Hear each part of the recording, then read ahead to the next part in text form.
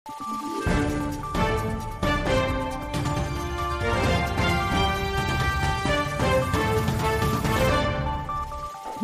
araw, Pilipinas! Ito ang Valiente News hatid sa inyo ng Office of the Vice President.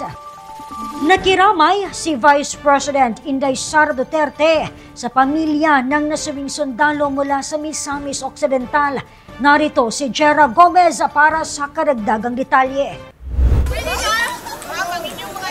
Tumungo si Vice President Inday Sara Duterte sa Barangay Kulpan sa bayan ng Aloran sa Misamis Occidental, kamakailan upang makiramay sa pamilya ni Corporal Rovic June Banyao.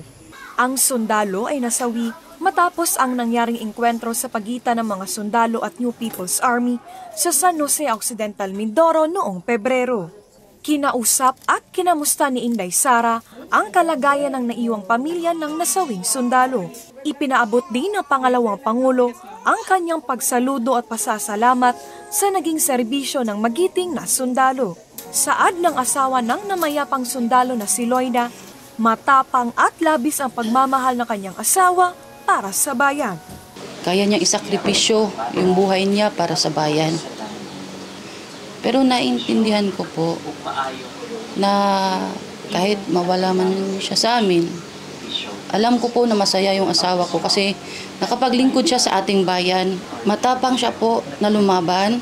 Kahit ako po, hindi ko nakitaan yung asawa ko na manghina, natakot, or matakot sa kalaban. Kasi alam ko po na mahal na mahal niya po itong bayan. Jera Gomez, lahat para sa Diyos, bayan at pamilyang Pilipino. Valiente News.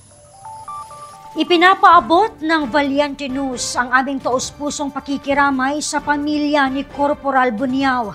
Maraming salamat sa iyong katapangan at di matatawaran na pagmamahala para sa bayan. Kami ay saludo sa iyo, magiting na sundalo. Ako si Claudette Loreto para sa makabuluhan, naninindigan at matapang na mga ulat at impormasyon. Maraming salamat.